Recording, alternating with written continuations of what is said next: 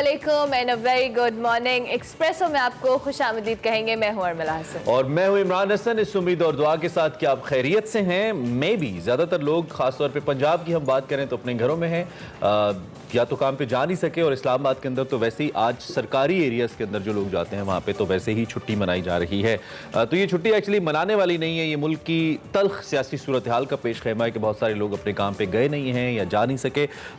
हमने आज का शो भी कुछ इसी हवाले से प्लान किया। इनफैक्ट इन स्टार्ट तो हम जरूर इस पे बात करेंगे। It's a big day for politics but not a very positive day. Exactly not a positive day. आप छुट्टियों की बात कर रहे थे तो आज स्कूल्स में भी छुट्टी, लाहौर के अंदर स्पेसिफिकली या पंजाब के अंदर स्कूल्स में छुट्टी का ऐलान कर दिया गया है जस्ट बिकॉज के अनफॉर्चुनेटली पेपर्स भी कैंसिल। इस्लामाबाद बोर्ड में जो पेपर्स थे उसके तहत हो रहे थे उनको भी कैंसिल कर दिया गया है। तो ओवरऑल एज इमरान सेड कि ये कोई इतनी पॉजिटिविटी वाली चीज़ नहीं है। ऑब्वियसली मुल्की सियासत के हवाले से एक कैओस की सी सिचुएशन हमें नजर आई। कल का पूरा दिन भी बल्कि पिछला पूरा वीक ही देखें, जब से इमरान खान साहब ने लॉन्ग मार्च का ऐलान किया था तब से कुछ ना कुछ ऐसे मामलात, कुछ ना ऐसा कैओस हमें देखने को मिला, चाहे वो गिरफ्तारियों की शक्ल में हो, एक कांस्टेबल की डेथ हुई। ओवरऑल ये कोई इतनी अच्छी सिचुएशन नहीं है। आज लॉन्ग मार्च करने जा रहे हैं, हुकूमत कह रही है हमने आने नहीं देना, वो कह रहे हैं हमने आना है। भाई जो भी करें आप, हम इतनी दुआ कर रहे हैं कि किसी माँ के किसी बच्चे को कुछ ना हो। सियासत के लिए सियासत चलती रहेगी, कोई आएगा कोई जाएगा, लेकिन मेरी दुआ है और मैं दिल से ये दुआ कर रहा हूँ और मैं रात से ये दुआ कर रहा हूँ कि अल्लाह करे कुछ ऐसा ना हो, कोई ऐसी तसादुम की सूरत हाल ना हो जिससे किसी का नुकसान हो। आप अगर कोई भी पॉलिटिकल वर्कर है या आप सिक्योरिटी एहलकार हैं, आप दोनों के साथ हमारी हमदर्दी, आप दोनों हमारे भाई हैं, दोनों हमारे जैसी किसी, हमारी माँ जैसी किसी माँ के बेटे हैं, तो अल्लाह करे आप महफूज रहें। प्लीज तसादुम से अवॉइड कीजिए, सियासत जरूर कीजिए लेकिन तसादुम से अवॉइड कीजिए। आगे बढ़ेंगे प्रोग्राम में, हम आगाज करते हैं और आगे हमने डिटेल में भी बात करनी है इस लॉन्ग मार्च के हवाले से, लेकिन स्टार्ट में आपको बताएंगे आज की हेडलाइंस। मुल्क में सियासी तनाव खतरनाक तसादुम की तरफ बढ़ने लगा। इमरान खान का रुकावटों के बावजूद आज हर सूरत लॉन्ग मार्च इस्लामाबाद लाने का ऐलान। हुकूमत ने ताकत के जोर पर लॉन्ग मार्च रोकने का तहैया कर लिया। हुकूमत ने पीटीआई से पहले पूरे मुल्क को खुद ही बंद कर दिया। अहम शाहराहें कंटेनर्स लगाकर बंद कर दी गईं। खैबर पख्तूनख्वा का इस्लामाबाद, पंजाब और सिंध का राब्ता मुनक़ता। दफा 144 नाफिज, रेंजर्स तलब। फैसला कुन वक्त आ गया, किसी के पास न्यूट्रल रहने की कोई गुंजाइश नहीं। मुल्क की तबाही के जिम्मेदार आप सब होंगे। इमरान खान का रियासती इदारों, ब्यूरोक्रेसी और पुलिस को वाज़ेह पैगाम। सियासी लड़ाई सड़कों के साथ साथ कानूनी मार्च पर भी जारी। इस्लामाबाद हाई कोर्ट ने पीटीआई कारकुनों को गैर जरूरी हिरासा करने से रोक दिया। रास्तों की बंदिश से मुतालिक दरखास्त पर आज सुप्रीम कोर्ट में समाअत होगी।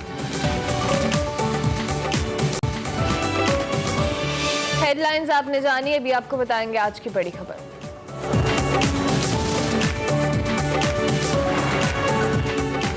Another day in politics, another long march, another clash maybe, अल्लाह ना करे हो, लेकिन ऐसा लग रहा है। साबिक वज़ीर-ए-आज़म इमरान खान ने फैसला कर लिया कि पाबंदियों के बावजूद हर सूरत आज न सिर्फ इस्लामाबाद पहुंचेंगे बल्कि श्रीनगर हाईवे की जगह डी चौक पहुंचेंगे। खैबर पख्तूनख्वा से एक बड़ा मजमा लेंगे और एक बार फिर इस्लामाबाद की जानिब इमरान खान साहब आ रहे हैं। इस लॉन्ग मार्च को हम अगर बात करें तो उन्होंने हकीकी आज़ादी मार्च का नाम दिया है, जबकि वफाकी हुकूमत इसे फसाद मार्च का नाम दे रही है। पाकिस्तान तहरीक इंसाफ का मौक़िफ़ है कि लॉन्ग मार्च पुरअमन होगा। हुकूमत का दावा है कि लॉन्ग मार्च की आड़ में तखरीब कारी की कोशिश की जा रही है, इसीलिए इस लॉन्ग मार्च की किसी भी सूरत इजाज़त नहीं देंगे। इस्लामाबाद और लाहौर समेत पंजाब और सिंध के तमाम जो बड़े शहरी और दाखिली रास्ते हैं, खारजी रास्ते हैं, दफ़ा 144 लगा दी गई है। और अगर ये कहा जाए कि पीटीआई से पहले ही हुकूमत ने पूरा मुल्क बंद कर दिया तो गलत नहीं होगा। इसको रोकने से मुतालिक राना सनाउल्लाह ने भी बड़ी क्या कहना चाहिए, करख्त किस्म की बातें की हैं। सुनिए जरा। लॉन्ग मार्च के नाम पे एक फितना फसाद मार्च जो है वो किया जा रहा है। ये कौम को तकसीम करने के लिए किया जा रहा है। ये टोला पूरे मुल्क में जो है वो घूमता रहा है और जिस किस्म की ये गुफ्तगू करता रहा है कि ये खूनी लॉन्ग मार्च होगा, हम वहाँ पे आएंगे तो हम वहाँ पे इस तरह से जो है वो वहाँ पे जो है वो अफरा तफरी और अनारकी जो है वो फैलाएंगे। ये सारी चीज़ें जो है वो रिकॉर्ड पे, इनको इजाज़त जो है वो नहीं दी जा रही और इनको जो है वो रोका जाएगा। ये अब गालियों से गोलियों पे आ गए हैं। हुकूमती ऐलान और क्रैकडाउन के बावजूद इमरान खान साहब ने 2 टोक अल्फाज में वाजे किया कि लॉन्ग मार्च तो हर सूरत में होगा, अगर कोई रोक सकता है तो रोक कर दिखाए। और साथ साथ इदारों को इमरान खान साहब ने क्या पैगाम दिया, आपको सुनाते हैं। मैं अपनी अदलिया से बड़े अदब से पूछ रहा हूँ कि अगर आपने इसकी इजाज़त दी, जो ये सारा मुल्क बंद कर दिया है, रुकावटें डाल दी हैं, ये जो हरासा कर रहे हैं, क्या हमारी अदलिया इसकी इजाज़त देगी? और मैं आपको बड़े अफसोस से कहना चाहता हूँ कि अगर आपने ये इजाज़त दी तो इस मुल्क की अदलिया की क्रेडिबिलिटी ख़त्म हो जाएगी। न्यूट्रल रहने की गुंजाइश किसी के लिए नहीं है। न्यूट्रल रहना हमारा अल्लाह हमें कुरान में इजाज़त ही नहीं देता। आपने फैसला करना है, या आप अच्छाई के साथ खड़े हैं, अमर बिल मारूफ, राय हक के साथ खड़े हैं, और या आप दूसरी तरफ खड़े हैं। जमहूरी हाल है कि इलेक्शंस करवा दें और फौरी तौर पे इलेक्शंस करवाएं। इसके अलावा इसका कोई दूसरा हाल नहीं है। इमरान खान साहब ने क्या कहा आपने सुना। लॉन्ग मार्च के हवाले से जैसे हमने आपको बताया कि तमाम बड़े शहरों के दाखिली और खारजी रास्तों को ब्लॉक कर दिया गया है कंटेनर्स लगा के। अभी ताज़ा तरीन सूरत हाल क्या है, इसी हवाले से हमारे नुमाइंदगान हमें ज्वाइन कर चुके हैं तीनों बड़े शहरों से। हमारे साथ लाहौर से मियाँ असलम होंगे, पेशावर से यासिर अली हमें ज्वाइन कर रहे हैं, साथ साथ इस्लामाबाद से हमें रिजवान ज्वाइन कर रहे हैं। आप तीनों का बहुत शुक्रिया। सबसे पहले तो पेशावर का रुख करते हैं। यासिर, हम आपसे जानना चाहेंगे ओवरऑल क्या सिचुएशन है रास्तों के हवाले से, लोगों के घरों से निकलने के हवाले से, क्योंकि कॉल तो दी गई है इमरान खान साहब की जानिब से, लेकिन हुकूमत ने कंटेनर्स लगाकर ये तमाम जो केओस फैलाने वाली सिचुएशन को रोकने की कोशिश की है। ताज़ा तरीन सूरत हाल क्या है? जी बिल्कुल, तहरीक इंसाफ ने आज़ादी मार्च का आगाज़ जो है वो पेशावर से उन्होंने ऐलान किया है। और चूंकि खैबर पख्तूनख्वा को तहरीक इंसाफ का होम ग्राउंड कहा जाता है, तो इसलिए तहरीक इंसाफ ने अपने होम ग्राउंड से जो आज़ादी मार्च है उसको शुरू करने का ऐलान किया है।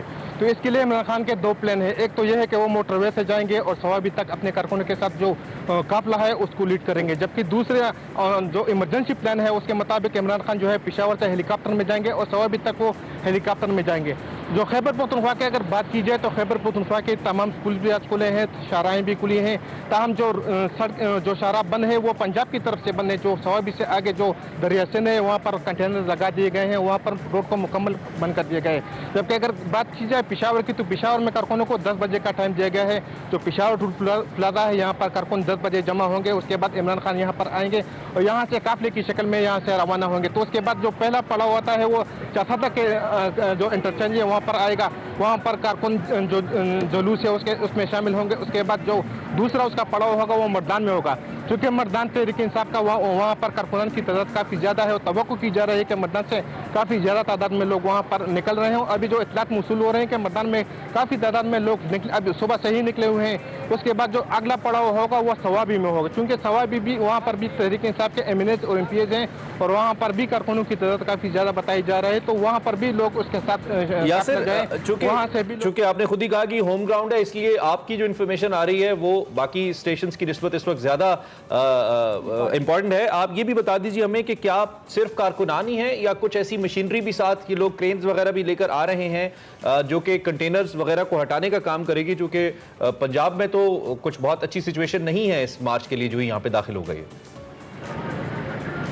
जी बिल्कुल, पेशावर और खैबर पख्तूनख्वा का इंतखाब भी इसलिए किया गया है। अगर आपको याद हो 2017 में जो लॉन्ग मार्च हुआ था उसकी कवरेज भी हमने की थी। उसमें भी उनके साथ जो मशीनरी थी वो पीडीए से ली गई थी, जो क्रेन्स थे वो भी लाए गए थे, जो रुकावटें थी उसको हटाया गया था।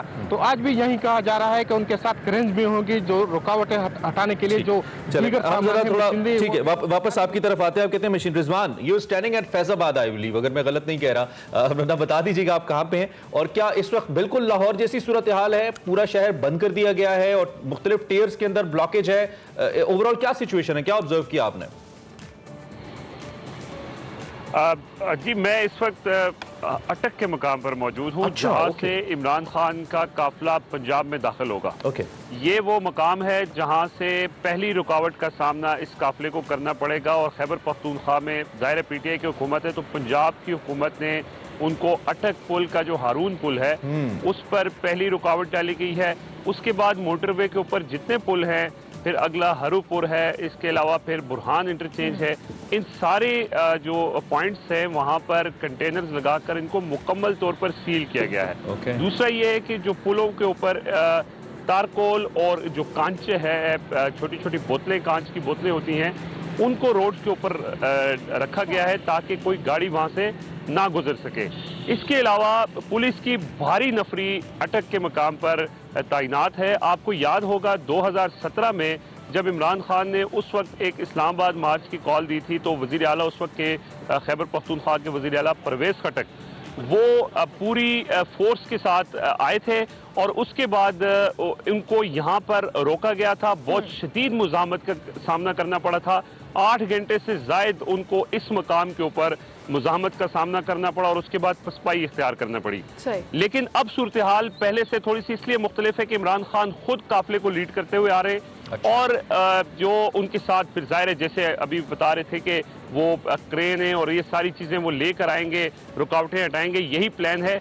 प्लान ये है कि स्वाबी से इमरान खान स्वाबी इंटरचेंज, कर्नल शेर खान इंटरचेंज से मोटरवे पर दाखिल होंगे जो यहाँ से तकरीबन 10 किलोमीटर दूर है, और उसके बाद वो पंजाब में दाखिल होंगे और उसके लिए उन्होंने अपनी पूरी तैयारी कर रखी है कि किस तरह से रुकावटों को हटाना है। रिजवान, आप हमारे साथ ही मौजूद रहिएगा। आपने तैयारी के हवाले से तो बता दिया। मियां असलम भी हमें लाहौर से ज्वाइन कर रहे हैं। मियां असलम, जिस तरह से अभी रिजवान ने कहा कि इनको रोकने के लिए रुकावटों का इंतजाम किया गया है, ऑब्वियसली लाहौर से जाने वाले जो इस्लामाबाद की तरफ रास्ते हैं उनको भी ब्लॉक किया गया था कंटेनर्स लगा के।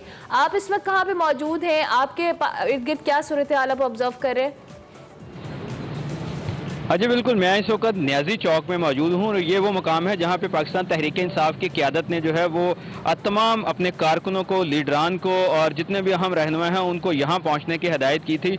पुलिस का भी मेन जो सेंटर ऑफ एक्टिविटी है वो यही जो है आज़ादी चौक या इसको बत्ती चौक भी कहते हैं, न्याजी चौक भी कहते हैं, यही मुकाम है। इसकी अगर बात की जाए तो इसके रिंग रोड भी इसके ऊपर से गुजरती है और दूसरी जानिब शदरा एक साइड पर है और दूसरी साइड पर जो है वो मीनार पाकिस्तान या दाता दरबार आप कह सकते हैं, ये सारे जो है वो लाहौर के मेरे राइट साइड पर जो है वो मौजूद हैं। तो पुलिस ने किया ये है कि चारों जानिब जो है वो बड़े बड़े कंटेनर रखे हैं और उनको खड़ा करके उनके ड्राइवरों की चाबियां भी ले ली गई हैं और जो आगे ट्रक या ट्रालियां खड़ी हुई हैं उनकी टायरों की हवा भी निकाल दी है ताकि जो है वो यहाँ से वो लोग आगे ना जा सकें। और ये एक लंबी कतार है, तकरीबन ये ट्रक जो है वो 1 किलोमीटर तक खड़े हैं। एक ट्रक को अगर हटाएं फिर खड़ा है, फिर खड़ा है, यानी कि सैकड़ों की तादाद में जो है वो ट्रक चारों तरफ में जो है वो मौजूद हैं। इसके साथ साथ पुलिस ने अपनी हैवी नफरी भी यहाँ पर डिप्लॉय की है।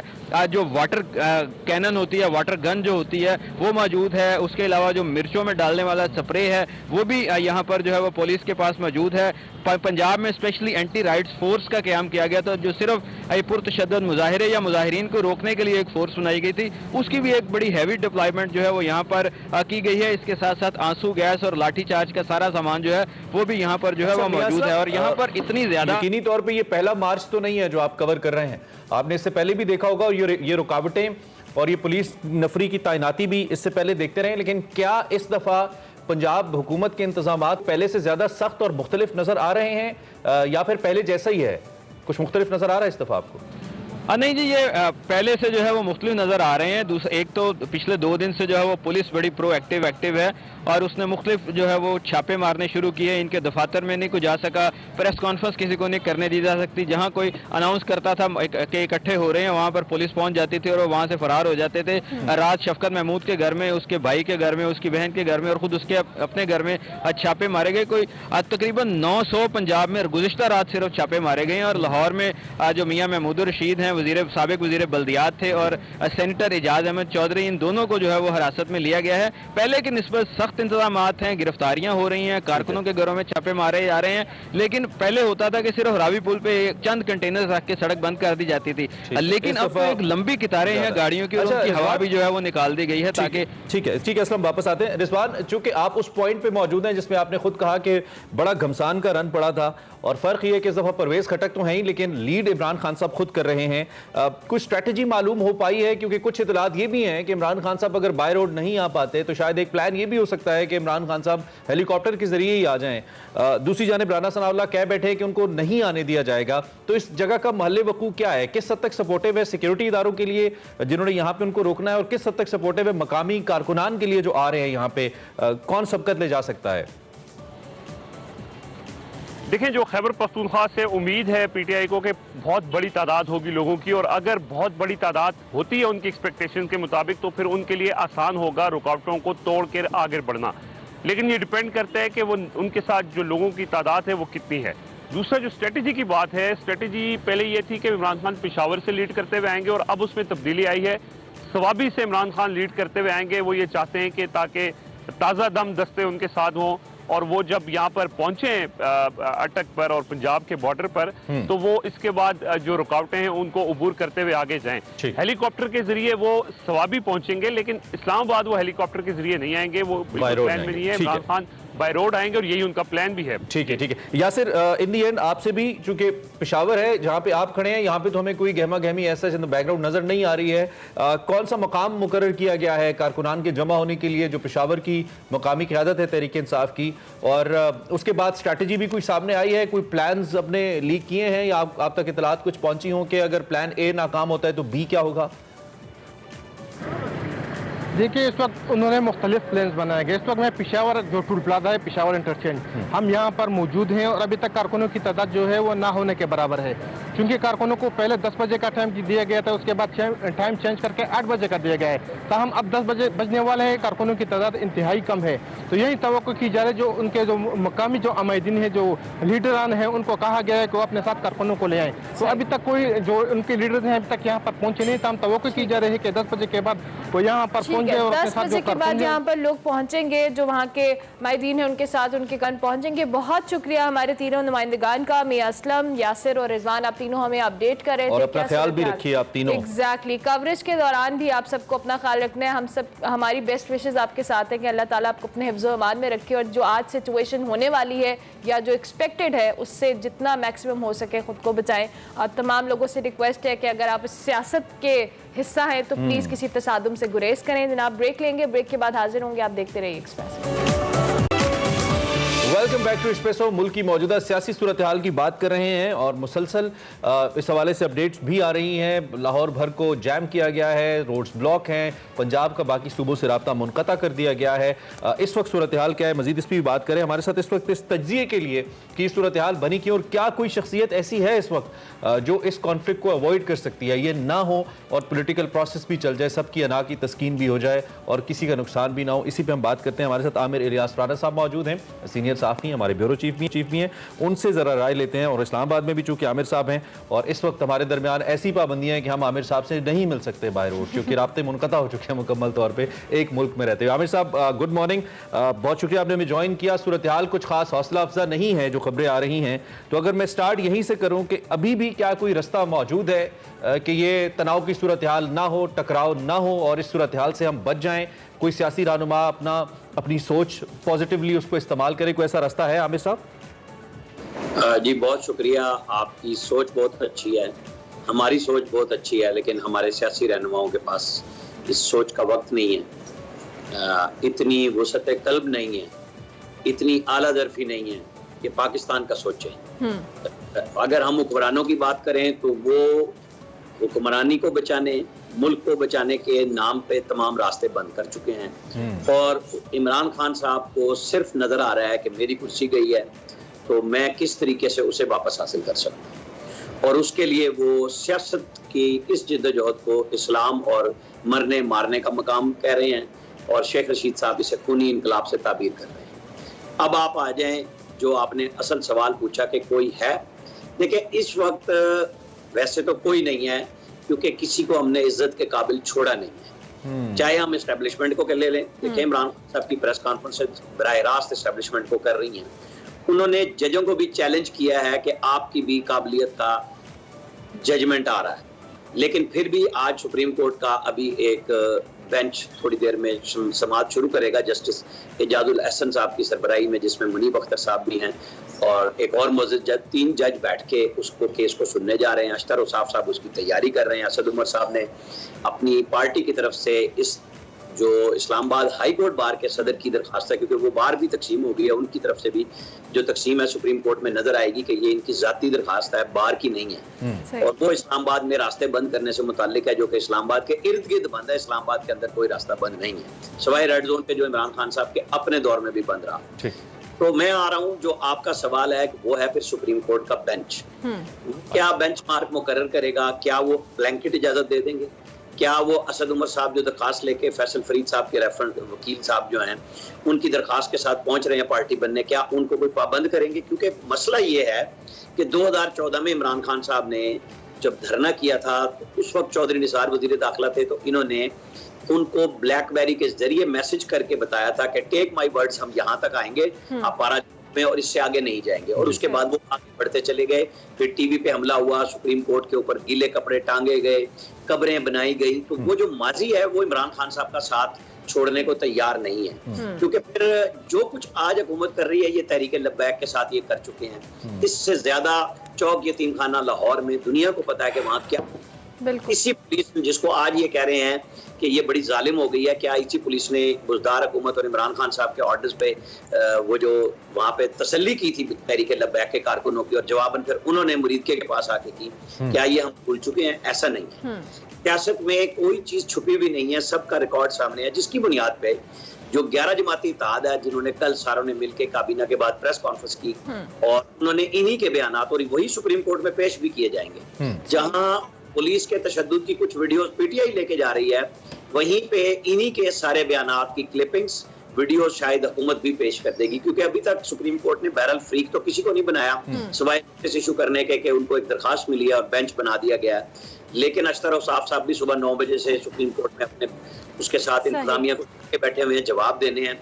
बड़ा मुश्किल मरला है। दुआ कीजिए कि पाकिस्तान चूंकि एक तरफ हम साथ मुज़ाकरात में गए हुए हैं पाकिस्तान की इक़्तिसादी मुश्किलात के रिलीफ के लिए, क्योंकि हम वहां फंस गए हैं जहां से हमें अपने दोस्त भी कहते हैं कि भाई पहले अपने मामला दुरुस्त करो। और दुरुस्त करने के लिए सर्टिफिकेट दुनिया में जो इक़्तिसादी है वो है कि आप किसी के डिफाल्टर ना हो। आप तो अच्छा आमिर साहब, अभी आपने सिचुएशन की बात की, चैलेंजेस तो ऑब्वियसली ओवरऑल हैं, लेकिन जिस तरह से अभी हमारे नुमाइंदगान भी हमें अपडेट कर रहे थे कि इमरान खान साहब तो बज़िद हैं कि मैंने इस्लामाबाद पहुंचना है, दूसरी जानिब राना सनाउल्लाह कह रहे हैं कि मैंने इनको इस्लामाबाद नहीं आने देना। जो रास्ते में सिचुएशन हमें अभी तक मिली कि अभी तक जो तनाव के लिए या जो तसादुम के लिए एक सामान तो इकट्ठा है वहाँ पर, आपको लगता है कि बगैर किसी तसादुम के, बगैर किसी हलचल के, केओस के ये इस्लामाबाद पहुंचना इमरान खान साहब का या उनका दाखिल होना मुमकिन होगा? क्योंकि अभी जो बाज़ाहिर सिचुएशन है वो इतनी हौसला अफजा नहीं है जिस तरह से हम पहले भी बात करें।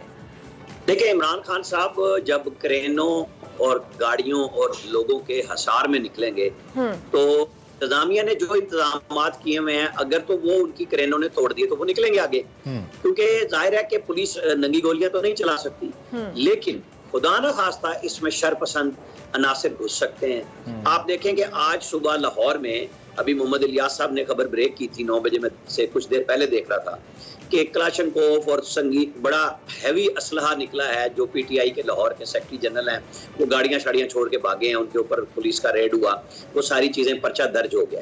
तो वो किस चीज की तैयारी थी ये बताना पड़ेगा, क्योंकि ये अगर पीटीआई के रहनुमा हैं और इसके अंदर मुल्क दुश्मन अनासिर जो काफी सरगर्म है हमारे पास, अगर वो इस किस्म की हरकतें करते हुए आ जाएंगे, खुदा ना खास्ता पुलिस पे फायरिंग हो, पुलिस के नाम पे फायरिंग हो, तो क्या बनेगा?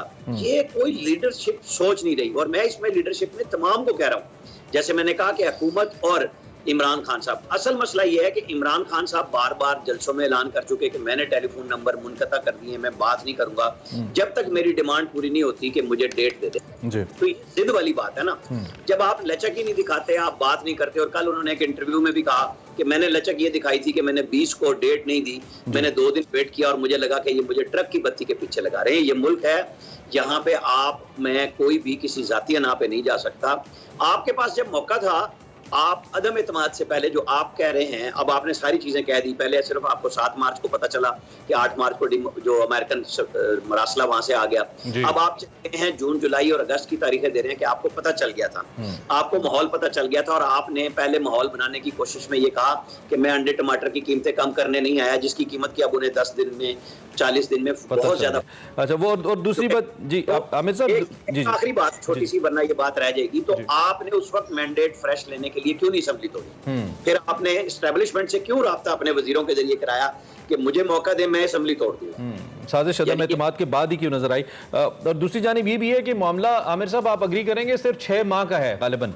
ये 6 माह के ऊपर आज पूरी लड़ाई हो रही है, क्योंकि इलेक्शन में तो वैसे ही तकरीबन 1 साल बाकी है, और इलेक्शन होने में जैसे इलेक्शन कमीशन ने कहा उनको तकरीबन 6 माह चाहिए, तो ये सिर्फ इमरान खान साहब 6 माह के लिए लड़ाई करें कि नहीं 6 माह पहले दे दें, अदरवाइज जो ओबियस टाइम है वो तो 6 माह से कम हो ही नहीं सकता। अच्छा, आगे बढ़ते हुए आज बड़ा इकोनॉमिक पॉइंट ऑफ व्यू से, माशी नुक्ता निगाह से बड़ा अहम दिन है।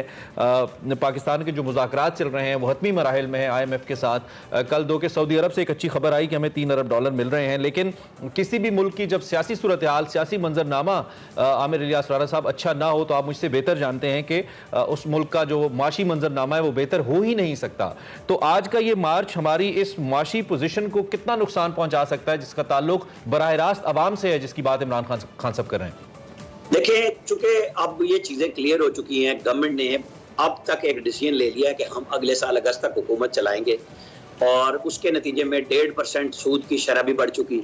और IMF की, मैं सऊदी वजीर खजाना की बात जो आपने कही, असल बात वो है कि उनको कुछ ना कुछ पेशरफ्त का इल्म हुआ है कि हम IMF में वो बातें मानने जा रहे हैं जो बहुत मुश्किल हैं, लेकिन इस मुल्क को चलाने के लिए जरूरत है, वरना सऊदी गवर्नमेंट ना तो ये एक्सटेंड करने की बात करती, क्योंकि उनके तो मुआहदे में जो पिछली गवर्नमेंट ने किया था बार बार लिखा हुआ है कि अगर आप कहीं पे किसी सूरत में भी डिफॉल्ट करेंगे तो सबसे पहले पैसे हमें देंगे, और न सिर्फ पैसे देंगे, अगर आपको कोई इसके अंदर मसला आएगा कि कानूनी हिच होगी तो वो सऊदी कवानीन के तहत होगी, इंटरनेशनल कवानीन के तहत नहीं होगी। यानी हमने गिर के वो पैसे लिए थे, आज अगर अब वो देने को तैयार हैं तो वजीर आजम शहबाज शरीफ जा चुके हैं। आप देखें, परसों रात आर्मी चीफ ने शहजादा मोहम्मद बिन सलमान फोन किया था। ये सारी चीजें एक दूसरे से मुंसलिक है, और सेम ये इमरान खान साहब जब वजीर आजम बने थे तब भी पहले आर्मी चीफ वहां गए थे सऊदी अरब, UAE, उसके बाद वजीर आजम के तौर पे इमरान खान के विजिट हुए सिंबॉलिकली, और पैसे पाकिस्तान को उस वक्त $3 अरब उस वक्त भी दिए गए थे। लेकिन आपने इक्तिसादी मनसूबाबंदी इस पूरी तरह की कि ऊपर से पैसे आ रहे थे और नीचे छलनी में से सारे छन छन करके निकल गए, क्योंकि रहा नहीं कुछ। ये 4.25 साल की जो हमारी स्याह तारीख है इक्तिसादी तौर पे बैड गवर्नेंस की, उसको आप सिर्फ अमरीकी जो साजिश है उसके पीछे नहीं छुपा सकते।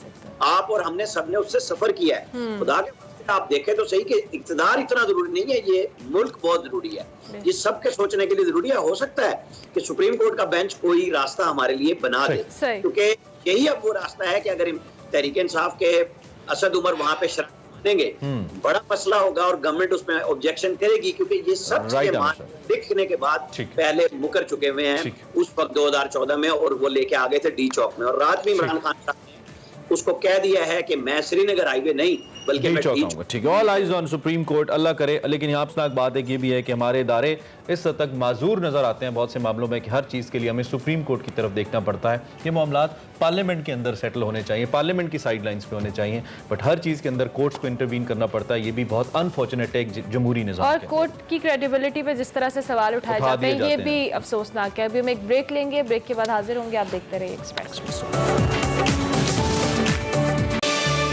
बिल्कुल जी, वेलकम बैक। एक जानिब जहां हमारे सियासतदान अवाम आपस में एक कॉन्फ्लिक्ट की सी सूरत हाल चल रही है, इसी दौरान मोदी की जो फैशिस्ट गवर्नमेंट है उसने कश्मीरियों पर एक और बड़ा वार कर दिया है। कश्मीरी हुर्रियत रहनुमा यासीन मलिक साहब को जाली और मनगढ़ंत केस में मुजरिम करार दे दिया गया है, और दहशतगर्दों के लिए उनके ऊपर फंडिंग्स का इल्ज़ाम है और मुल्क दुश्मन ख्यालात के इजहार जैसे इल्ज़ामात लगाए जा रहे हैं। यासीन मलिक को 22 फरवरी 2019 में, आपको याद है, जो भारत का एक मुतनाज़ तरीन कानून है UAP एक्ट के ज़रिए, UAPA एक्ट जो है उसके तहत उनको गिरफ्तार किया गया था और उन पर एक मुकदमा चलाया गया। आज भारतीय अदालत यासीन मलिक की सज़ा का तयन करने जा रही है।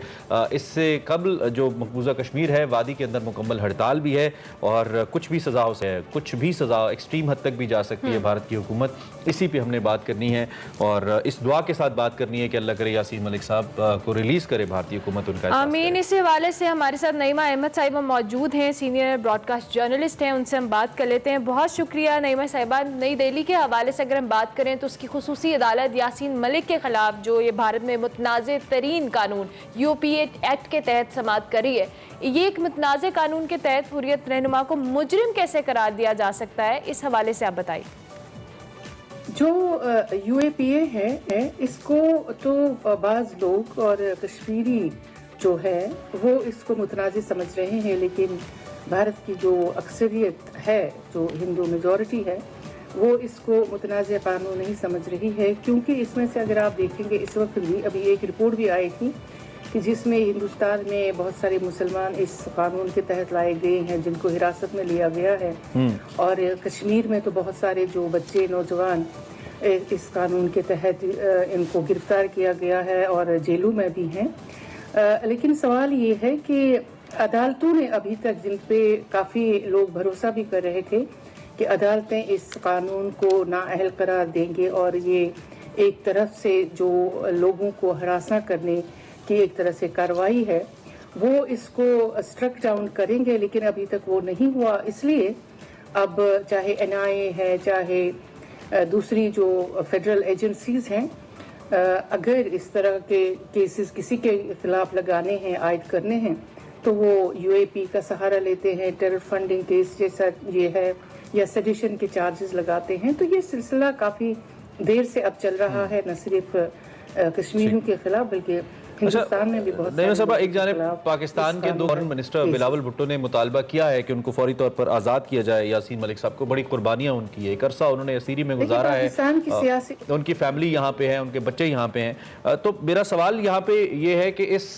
सारे मामले के ऊपर आलमी बरादरी को एक नोटिस लेना चाहिए, क्योंकि महाजराई पाकिस्तान में तो है, लेकिन सियासतदान हमारे कह रहे हैं कि आलमी बरादरी नोटिस ले। क्या इस बेहिस दुनिया के अंदर इस बात की कोई पॉसिबिलिटी है कि मलिक साहब की इस सज़ा के ऊपर आलमी बरादरी कोई नोटिस ले? देखिए, पाकिस्तान की सियासी उथल पुथल से तो जहां पाकिस्तानी खुद परेशान हैं, उसी तरह से चाहे कश्मीरी मुसलमान हैं या हिंदुस्तान के मुसलमान, वो भी बहुत परेशान है। देख रहे हैं कि एक अच्छा भला मुल्क था जिसमें ये सारी सिचुएशन हो रही है, जो श्रीलंका की सिचुएशन के करीब आ रहा है। लेकिन अब जहाँ तक PTI का ताल्लुक है या नून लीग का ताल्लुक है, बहुत सारे लीडरों ने यासीन मलिक के इस केस के बारे में आवाज़ भी उठाई है, बात भी की है, लेकिन मुझे नहीं लगता है कि आलमी बरादरी इसको इस तरह सीरियस ले रही है, संजीदा ले रही है, इसलिए कि उन्हें पता है कि पाकिस्तान में जो अपने हालात उनके नहीं संभलते हैं तो वो दूसरों की क्या मदद इस वक्त करेंगे। इसलिए मैं समझती हूँ कि इसके बारे में अगर कोई आवाज़ उठानी है तो वो कश्मीरियों को उठानी होगी और कश्मीरियों को, आलमी बिरादरी को बताना होगा कि इस तरह से जो अदालतें अगर सजा देने लगी हैं तो फिर आप पूरी कश्मीरी कौम जो है उनको सही। नईमा साहब, बहुत शुक्रिया आपके वक्त के लिए और इस आम मौजू पे बात करने के लिए। ये बड़ा अहम मामला है। हुर्रियत रहनुमा यासीन मलिक साहब, जिन्होंने अपनी पूरी ज़िंदगी इस कॉज के लिए दी है और कश्मीर के लिए, मकबूजा इंडियन ऑक्यूपाइड कश्मीर के लिए, इलीगली ऑक्यूपाइड कश्मीर के लिए बहुत ज़्यादा उनकी कुर्बानियाँ हैं। अल्लाह करे कि उनके लिए आसानी हो। पाकिस्तान हुकूमत इस पर अपना मौक़िफ़ ले तो रही है और मौक़िफ़ हमारा पाकिस्तान का बहुत क्लियर है कश्मीर के हवाले से कि उनकी हर किस्म की सियासी इखलाकी इमदाद हम मदद जारी रखेंगे किसी भी नुक्ते के ऊपर। लेकिन आज बड़ा अहम दिन है, उनके लिए हमारी दुआएं हैं। उनकी फैमिली यहाँ पे है, उनकी बेटी, उनकी बीवी यहाँ पे है, जिन्होंने कुछ दिन पहले अपील भी की थी, लेकिन अनफॉर्चुनेटली पाकिस्तान में पॉलिटिकल एक्टिविटीज़ जारी हैं और इस मामले पर कोई नज़र नहीं है। आई विश कि ये मार्च, ये लोगों का जो इकट्ठ है, ये इस मामले पर होता तो शायद ज़्यादा इफेक्टिव होता है। इस पर हम बात करते रहेंगे इस दुआ के साथ कि वो जल्द रिहा हों। एक ब्रेक लेते हैं, ब्रेक के बाद वापस आते हैं।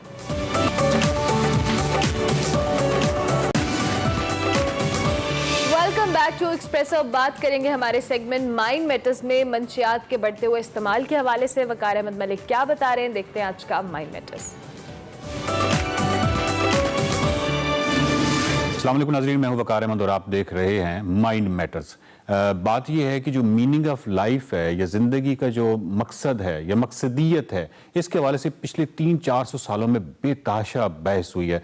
डिकॉट से लेके और उसके बाद कांट से लेके और उसके बाद ये बर्टन रसल से लेके, ये एक बहुत ही ज़बरदस्त किस्म की बहस है और इसमें जो फिलासफर्स हैं वो गालिब जो तादाद है वो मीनिंग ऑफ लाइफ को अप्रिशिएट करती है। हम बात करेंगे आज डॉक्टर मजहर इकबाल भट्टी साहब से, जो कि हेड ऑफ डिपार्टमेंट हैं साइकोलॉजी के इस्लामिक इंटरनेशनल यूनिवर्सिटी के, और जो हमारा मौजू है वो बहुत अहम है, वो ड्रग अब्यूज़ के हवाले से है। और पाकिस्तान के अंदर इस वक्त जो एक मोहतात अंदाज़ा है वो 8 मिलियन यानी 80 लाख से ज़ायद अफराद जो हैं वो किसी न किसी हवाले से ड्रग अब्यूज़ के शिकार हैं। डॉक्टर साहब, बहुत शुक्रिया, आपने हमें वक्त दिया है। डॉक्टर साहब, मेरा पहला सवाल ये है कि ये जो पाकिस्तान के अंदर, आप बेहतर अवेयर होंगे क्योंकि आपकी स्टडीज़ हैं इस हवाले से, ड्रग्स के हवाले से, आप एक ऐसी जगह बैठे हुए हैं जहाँ पे तहकीक के हवाले से आपको ज़्यादा बेहतर है, जानते होंगे स्टेटिस्टिक्स के हवाले से। ये पाकिस्तान में कितना बड़ा अलमिया है इस वक्त ड्रग का, जो नशावर चीज़ें इस्तेमाल की जा रही हैं और स्पेशली जो स्कूल्स और यूनिवर्सिटीज़ के हवाले से? जी, ये बहुत बर्निंग इशू है और इसके ऊपर मैं चाहूंगा बड़ी डिटेल में थोड़ी सी बात आपको समझाऊं। वो ये है कि हमारे यहाँ ये बहुत पुराना अलमिया है कि इसमें बहुत ज्यादा हमारी यूथ जो है वो इन्वॉल्व है और उसमें भी मल्टीपल ड्रग्स यूज कर रहे हैं स्कूल, कॉलेजेस और यूनिवर्सिटीज के अंदर, जिसमें आप देखें कि बहुत सारे केमिकल्स जो हैं आज से कुछ अर्सा पहले अगर हम देखें तो उनका वजूद नहीं था और आज उसमें मजीद एडिशन हो रही है और हमारी यूथ जो है वो अपनी इनकम्प्लीट ख्वाहिशात को कंप्लीट फॉर्म में करने के लिए इनका सहारा लेती है और बहुत ज्यादा इसमें इजाफा होता जा रहा है। होता ये है कि ये बेसिकली वो केमिकल्स हैं जो लेने से वक्ती तौर पे तो इंसान की जो परफॉर्मेंस है शायद वो बेहतर हो जाए, लेकिन इसका साइड इफेक्ट ये है कि ये आपको उसका ड्रग का एडिक्ट कर देती है। यानी पहली कैटेगरी में आप बिल्कुल ये आपको कुछ नहीं कहती बल्कि आपको बूस्ट देती है, यानी यूजर की और हैबिचुअल की। But once he is going to be addicted, that mean he is not like a psychological patient. उसकी बॉडी फिजिकल भी जो उसका साथ नहीं दे रही, बिकॉज अब वो जो नशा ले रहा है वो बॉडी से किसी न किसी फॉर्म में फौरन उसका इखराज हो जाता है और जितनी देर बॉडी में नशा रहता है तो वो उसको असर होता है, सुरूर मिलता है। बुनियादी तौर पे लोग नशा जो है वो मजा लेने के लिए करते हैं। डॉक्टर साहब, जहाँ पे आपने कहा है कि वो मज़ा लेने के लिए या एंजॉयमेंट के लिए इस हवाले से करते हैं, क्या इस चीज़ से भी आप एग्री करेंगे कि कुछ जो बेसिमती है, यानी आपके अगर डायरेक्शन लेस हैं, आप माइंडफुलनेस आप एक्सपीरियंस नहीं कर रहे, तो क्या ये भी वजह हो सकती है? क्योंकि हमारे यहाँ ये भी एक चीज़ है कि अभी कोई मकसदियत या उसकी वजह से शायद ये भी हो सकता है। जी बिल्कुल ऐसा है। जिन लोगों के जिंदगी के गोल्स नहीं सेट हुए होते और बेरहमी का और हवाओं के आसरे पे चल रहे होते हैं, यानी ऑब्जेक्टिव्स नहीं है, उनके गोल्स नहीं है, टारगेट्स नहीं है, तो वो लोग क्या करते हैं कि आर्जी सहारों के पीछे इस तरह की कंपनियों को ज्वाइन करते हैं और एक वक्ती या आर्जी सा मजा जो है उसके लिए अपने आप को जिंदगी भर उस लाइन पे चढ़ा लेते हैं जहां पे वो फिर उनकी वापसी का जो है वो रास्ता बंद हो जाता है। हम इसको फरार का रवैया भी कह सकते हैं, वक्ती फरार। बिल्कुल, ये फरार और ये रियलिटी की जिंदगी की तलखियों को फेस न करने का एक फरार है। आपने बिल्कुल सही टर्म यूज की। डॉक्टर साहब, ये बताइए कि जो थर्ड वर्ल्ड है, जहाँ पे तालीम की कमी है और इसके अलावा बहुत सारे ऐसे फैक्टर्स हैं, मिसाल के तौर पे मैं अभी जिक्र करना चाहूँगा फ्रीडम ऑफ एक्सप्रेशंस का, यानी इज़हार आज़ादी राय। अगर इज़हार आज़ादी राय पे किसी माशरे में कदगन होगी और उसके अलावा यानी पॉलिटिकल इंस्टेबिलिटी होगी या सियासी अदम इस्तेहकाम होगा, ये तमाम फैक्टर्स भी उसके यहाँ जो उस मुल्क में नौजवान नस्ल है उसको बेसिम्त कर देती हैं और वो फिर किसी न किसी हवाले से ये भी ड्रग की तरफ इसकी निशानदेही करता है।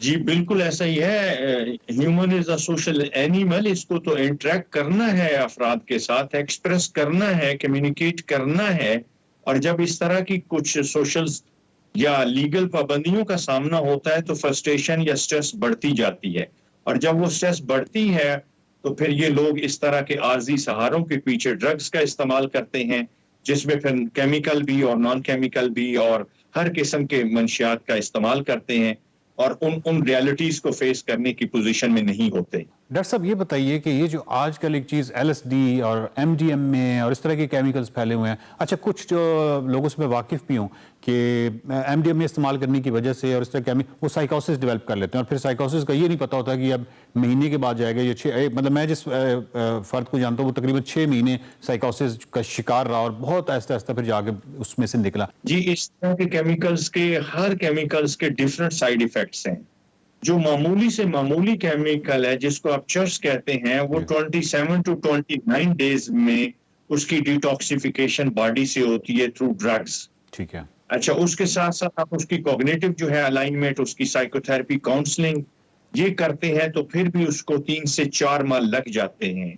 लेकिन हमारे यहाँ बहुत ज्यादा ऐसे, आपने पहले शुरू में सवाल किया, बहुत सारे ऐसे नौजवान हैं जिनका इलाज मुआवजा नहीं हो पाता या उनको अप्रोच नहीं है या उनके लिए एक्सेसिबल नहीं है, तो वो और भी ज्यादा स्वेरिटी वक्त के साथ साथ स्वेर होता जाता है प्रॉब्लम, और बाकायदा उनके अंदर फिर जो है वो साइकोटिक फीचर्स डेवलप होना शुरू हो जाते हैं उनकी रिलेशनशिप खराब हो जाती है, उनकी फैमिली ब्रोकन हो जाती है, बच्चों को तवज्जो नहीं दे पाते। डॉक्टर साहब ये बताइए, मुझे कुछ अफराद से मिलना हुआ, बिल्कुल नौजवान है, यूनिवर्सिटी के स्टूडेंट्स हैं, बाकायदा यूनिवर्सिटी में पढ़ रहे हैं, उनसे रब्ता हुआ और बेसिकली उन्होंने रब्ता किया, और वो जो नौजवान थे एक्चुअली वो हीरोइन के शिकार थे। अच्छा, ये बहुत कम होता है कि इतना जो स्ट्रॉन्ग सब्सटेंस जब आप इस्तेमाल कर रहे होते हैं तो वो फिर आपके अंदर ये विल होना या आप चाहते हैं कि ये छोड़ दें, ये कम होता है। वो नौजवान क्योंकि पढ़े लिखे हैं तो अच्छा वो छोड़ना चाहते हैं। वो तो चंद नौजवान हैं, मैं बात करूं पूरे पाकिस्तान में ऐसे बहुत सारे नौजवान होंगे जो इस लत से जान छुड़ाना चाहते होंगे, लेकिन एक गालिबन वर्ल्ड हेल्थ ऑर्गेनाइजेशन की जो स्टेटिस्टिक्स हैं उसके मुताबिक पाकिस्तान में जो ट्रीटमेंट के हवाले से सहूलियात हैं वो तकरीबन उनकी लिमिट जो है वो 30,000 है, जबकि पाकिस्तान में 80 लाख से ज़्यादा फ़र्द जो हैं इन चीज़ों का शिकार हैं। गवर्नमेंट रिस्पॉन्स के बारे में आप क्या कहेंगे? सहूलियात के हवाले से बहुत फुकदान है, लेकिन मैं बात यहाँ पे ये ज़रूर मेंशन करूँगा कि हमारे जो तालीमी इदारे हैं, स्कूल्स हैं, कॉलेजेस हैं, यूनिवर्सिटीज़ हैं, मेरी सजेशन ये होगी गवर्नमेंट लेवल पे कि हमें यहाँ पे काउंसलिंग एडवाइजरी सेंटर्स खोलने चाहिए हर स्कूल, कॉलेज और यूनिवर्सिटी में, ताकि वहाँ पे जो है यूथ को वहाँ कंसल्टेशन मिल सके और वहाँ जो प्रॉब्लम्स हैं उनको रेफर किया जाए क्लास के हवाले से। फॉर एग्जांपल किसी क्लास में 1-2 बच्चे ऐसे हैं और टीचर जानता है तो टीचर उसको वहाँ काउंसलर को रेफर करे, काउंसलर उसकी स्क्रीनिंग करे, और अगर उसको ज़रूरत है इलाज की या काउंसलिंग सेशन की या साइकोथेरेप्यूटिक सेशंस की, तो वो उसको वहाँ पे उसी इंस्टीट्यूशन के अंदर फ्री ऑफ कास्ट अगर मिल जाते हैं तो ये बहुत बड़ी खिदमत होगी पाकिस्तान के अंदर। मेरा आखिरी सवाल ये है कि एक फ़र्द जो है वो एक फरारी रवैया अगर इख्तियार कर रहा है किसी भी वजह से, उसकी ज़िंदगी में मकसदियत नहीं है या सिमत दुरुस्त नहीं है या जो भी है, वो एक फरारी रवैया, वो हमारे रहम का ज़्यादा मुस्तहिक है, या दूसरी तरफ अगर हमें कहीं नशा करते हुए लोग किसी जगह मिलते हैं तो उनको पुलिस डंडे मारे और उनको जेल में बंद कर दे और फिर वहां से चले वो रिहाई पा के दोबारा से ऑफ कोर्स वो सब्सटेंस इस्तेमाल करेंगे? मेरा नहीं ख्याल कि हमें ऐसा करना चाहिए। हमें उनको सबसे पहले जो है स्क्रीन आउट करना होगा और फिर उसके अकॉर्डिंगली उनको हमें जो है ट्रीटमेंट देना होगा। अगर किसी को मेडिसिन से रिलेटेड मेडिकल ट्रीटमेंट की जरूरत है तो उसको हमें वहां रेफर करना होगा हॉस्पिटल में, और अगर वो पहली या दूसरी कैटेगरी में है तो फिर उसको हमें काउंसलिंग एडवाइजरी सेंटर्स को रेफर करना चाहिए और वहां पे उसके सेशंस होने चाहिए। देखें, हम इसको प्रोफेशनली लेके चलते हैं, हमें सिम्पथेटिक होने की भी जरूरत है लेकिन हमें प्रोफेशनल हैंडलिंग की भी जरूरत है। बिल्कुल। जहां किसी नौजवान को हमारी नफ्सियाती मदद की जरूरत है, इलाज मुआलजे की जरूरत है, तो हमें उसको जो है प्रॉपरली गवर्नमेंट लेवल पे भी और प्राइवेट लेवल पे भी और ऑर्गेनाइजेशंस के अंदर भी हमें उसको एज ए क्लाइंट लेना चाहिए, because no he is a sufferer. Doctor साहब बहुत बहुत शुक्रिया, आपने वक्त दिया। अगर हुकूमती हवाले से कोई कोताही हमें नजर आ रही है तो उस कोताही को उस पर तनकीद करना बिल्कुल बजा है, लेकिन ओवरऑल माशरा जो है उसको अपनी जिम्मेदारियां जरूर निभानी होंगी। देखते रहिए माइंड मैप। हम ये बड़ी अहम डेवलपमेंट है, अदालत के अहम रिमार्क सामने आए हैं, जो भी डेवलपमेंट होती है आपको बताएंगे। इस वक्त अता तारड़ साहब जो कि मुस्लिम लीग नून के सीनियर रहनुमा हैं, प्रेस टॉक कर रहे हैं, मीडिया से बातचीत कर रहे हैं, आपको दिखाते हैं। था कि ये बहुत सारी जगहों पर असला इन्होंने रखा है जो ये इस्लामाबाद ले जाना चाहते हैं और इस्लामाबाद पर लश्कर कशी करना चाहते हैं मुसल्लह जत्थों के जरिए। तो वो असला 2 छापों के दौरान बरामद हुआ है। इनके 2 मकामी रहनुमा लाहौर के, जिसमें बजाज खान न्याजी और जुबैर न्याजी शामिल हैं, इनके घरों पर जब छापा मारा गया तो वहां से भारी मिकदार में असला बरामद हुआ। और मैं कल ये कह रहा था कि जब पुलिस कांस्टेबल कमाल की शहादत हुई तो उससे ये बात वाज़ेह हो गई थी कि ये पुरअमन लॉन्ग मार्च नहीं है। ये जो आइन के अंदर दिया गया हक है एहतजाज का, ये उसके तहत लॉन्ग मार्च नहीं होने जा रहा। ये चाहते हैं कि हर तरफ से मुल्क में बदअमनी फैले, इंतशार हो, पुरतशद्दद कार्रवाइयां हों और खुदा न खास्ता लोग अपनी जान से जाएं। ये अगर आप स्क्रीन पे दिखा सकें तो ये 223 बोर के राइफल 6 अदद ये बरामद हुए हैं और ये बड़ा जदीद असला है। उसके बाद 13 अदद राइफल SMG, उसके बाद 3 अदद 30 बोर के पिस्टल हैं, उसके बाद तकरीबन 223 बोर के जो मैगजीन हैं वो 96 मैगजीन बरामद हुए हैं। पिस्टल के मैगजीन 26 अदद बरामद हुए हैं। तो ये इतना जदीद असला ये किस लिए यहाँ पे इकट्ठा किया गया था? मैंने कल भी कहा कि हमारे पास इंटेलिजेंस रिपोर्ट्स हैं, हमारे पास ये इतलात मुख्तलिफ क्वार्टर से आ रही हैं। देखें ये कितना जदीद असला है। तो ये चाहते ये हैं कि हम छुपे रहें, खुद वहां छुपे हैं जहां इनकी अपनी हुकूमत है, वहां पे सिक्योरिटी के हिसार में सरकारी वसाइल पर काबिज हैं, सरकारी वसाइल पर सियासत कर रहे हैं, वजीर आला का हेलीकॉप्टर इस्तेमाल हो रहा है। तो खुद इतनी जरूरत नहीं है, लोगों के बच्चों को कह रहे हैं कि बाहर निकलो, लॉन्ग मार्च करो। और लाहौर में हम मौजूद हैं, यहां इनसे कोई खातिर ख्वाह लोग जमा नहीं किए गए। तो ये कांस्टेबल कमाल की शहादत के बाद जिस पे सीधे फायर किए गए, कल हमारे गुजरांवाला से एमपीए मेरे छोटे भाई बिलाल तारड़ बीपी 53 से जो एमपीए हैं उनके डेरे पे फायरिंग की गई। और अब ये जो असली आप वीडियो देख सकते हैं, ये जो जदीद असला बरामद किया गया है, प्रोग्राम यही है कि इस्लामाबाद ये असला ले जाया जाए और वहां पे बदअमनी फैलाई जाए और वहां पे लाशें गिरें ताकि मुल्क में अफरा तफरी का आलम हो। तो इस बात की देखिए इजाजत नहीं दी जा सकती।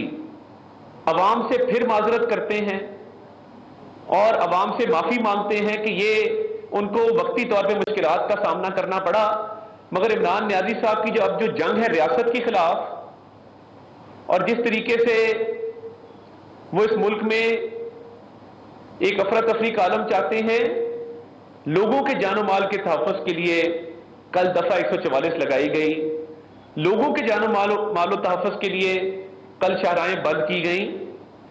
और ये मैं आपको बता दूं कि अटक के मकाम। जी जनाब, ब्रेक लेंगे, ब्रेक के बाद हाजिर होंगे। आप देखते रहिए एक्सप्रेसो।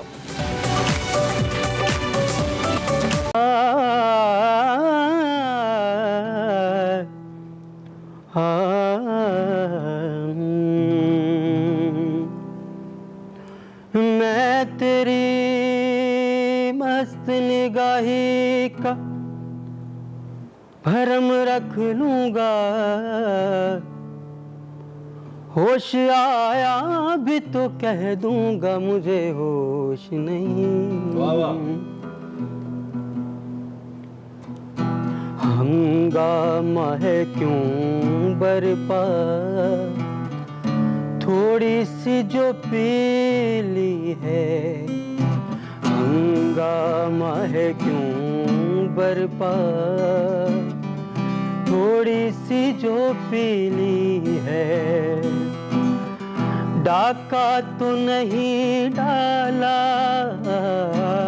डाका तो नहीं डाला, चोरी तो नहीं की है। हंगामा है क्यों बरपा, थोड़ी सी जो पीली है। निजर गार जाम पदा नी रेजा, निजर गार जाम पदा नी रेजा, दादा नी पा मा पगा मारे सारे सा। उसमें से नहीं मतलब दिल जिससे हो बेगाना, उसमें से नहीं मतलब दिल जिससे हो बेगाना। मकसूद है उसमें से, मकसूद उसमें से दिल ही में जो खिंचती है। हंगामा है क्यों बरपा, थोड़ी सी जो पीली है। डाका तो नहीं डाला, डाका तो नहीं डाला, चोरी तो नहीं की है। वाह वाह वाह वाह वाह, बहुत खूबसूरत। Thank you so much. Good morning, this is Mirza Yasir with us, Mirza Yasir Javed. Basically ये बाय प्रोफेशन एक गिटारिस्ट हैं, बट आज हम पे इंकिशाफ हुआ कि ये बहुत कमाल गाते हैं और हमने इनको आज बुलाया। Yasir, good morning. जी थैंक यू सो मच। बहुत खूबसूरत गा रहे हैं आप। Thank you so much. बहुत अच्छा। इस गज़ल का इंतखाब क्यों किया? गुलाम अली साहब की मशहूर ज़माना। मेरे फेवरेट है गुलाम अली साहब, जिनको मैं सुनता हूँ ठीक, तो कोशिश कर रहा हूँ कि उन्हीं को इंशाल्लाह आगे लेकर Yasir, as this news channel we have a news show, so हमारे पास एक लाइव अपडेट आ रही है, हम न्यूज़ की जानिब जा रहे हैं। नाज़रीन आगे भी बात करेंगे, लेकिन फिल वक्त जो ताज़ा तरीन अपडेट आ रही है वो लाहौर से आ रही है। शफकत महमूद साहब की क़यादत में एक काफ़िला बत्ती चौक की जानिब रवां है और इसमें डॉक्टर यास्मीन राशिद के काफ़िले पर शेलिंग हुई है, गिरफ्तारियाँ सामने आई हैं। PTI के कारकुनान हर रुकावट को अबूर करके इस्लामाबाद पहुँचेंगे, ये कहना है शफकत महमूद का। ताज़ा तरीन अपडेट इस वक्त डॉक्टर यास्मीन राशिद के हवाले से आ रही हैं कि उनके काफिले पर शेलिंग की गई है। इस वक्त मियां असलम लाहौर से हमारे नुमाइंदे में ज्वाइन कर रहे हैं, उनसे ताज़ा तरीन सूरत हाल जानेंगे। मियां असलम, क्या सूरत हाल है, क्या तफसीलात है, आगाह कीजिएगा। हाँ जी बिल्कुल, 32 वक्त से थोड़ी कबल जो है वो पहली जो रुकावट थी वहाँ पर डॉक्टर यास्मीन राशिद और उसका काफिला यहाँ पर पहुंचा है। पुलिस की जानिब से जो है वो बड़ी भारी यहाँ पर जो है वो शेलिंग की जा रही है और अब लाठी बरदार जो पुलिस एहलकार हैं वो काफिले की जानिब जो है वो गए हैं और उधर मारपीट जो है वो शुरू हो गई है। मियां असलम इस वक्त बराह रास्त हमें आगाह कर रहे हैं, हमारी पूरी टीम डिप्लॉयड है, लम्हा बलम्हा आपको आगाह रखेंगे इस वक्त क्या सूरत हाल बनती है, आपको आगाह करते रहेंगे। ये प्रोग्राम की जानिब वापस आते हैं, टाइम हमारे पास बहुत कम है, चूँकि हमारे साथ यासिर मौजूद हैं। यासिर, इस कम वक्त के अंदर मैं चाहता हूँ कि आप हमें कुछ और अच्छा सा लाइट सा हमें सुना दें ताकि टेंस माहौल में थोड़ा सा बेहतरी हो जाए, फिर हम साइन आउट भी करेंगे। आप मेरा अपना ऑफिशियल एक सॉन्ग है, प्लीज़ वो ज़रा उसकी लाइनें।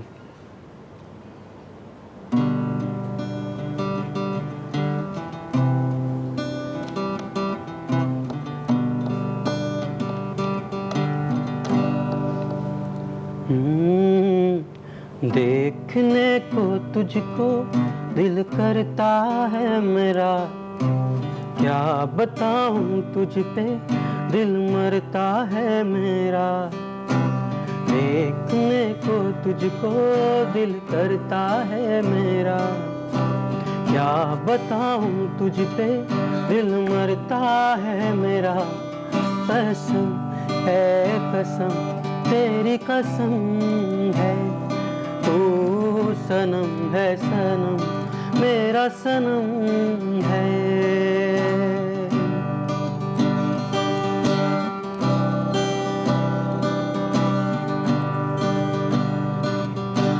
दिल भी मैं वार दूं, जा भी वार दूं, भूले जो ना तू तुझे इतना प्यार दूं। मैं वार दूं, जा भी वार दूं, भूले जो ना तू तुझे इतना प्यार दूं। होते होते मेरा दिल होता है तेरा, कैसे बताऊं कितना रोता दिल मेरा। कसम है कसम तेरी कसम है, सनम है सनम मेरा सनम। Wow wow wow Yasir, thank you very much. We are sorry, time हमारे पास थोड़ा सा आज कम है क्योंकि माहौल भी इसमें है, लेकिन हम आपको जरूर दोबारा बुलाएंगे इंशाल्लाह और जरा और गाने आपसे सुनेंगे। हमारे साथ Mirza Yasir Javed, a very beautiful singer indeed, मौजूद थे और टाइम हमारे पास कम है। In the end Urmila finally has a good news for all of you. 13-0 से हमने ये मैच जीता, दैट इज अमेजिंग। गोल्स की बारिश जैसा कि आपने कहा बिल्कुल हुई है। इसी नोट के ऊपर ये प्रोग्राम खत्म करते हैं और वंस अगेन इस दुआ के साथ कि आज जैसी सियासी सूरत हाल है कोई जानी नुकसान ना हो, अल्लाह करे हमारे मुल्क की लोगों की हिफाजत अल्लाह फरमाए। प्लीज़ पेशेंस रखिए और मुल्क की खातिर सोचिए। इस नोट के ऊपर प्रोग्राम खत्म। अल्लाह हाफ़िज़।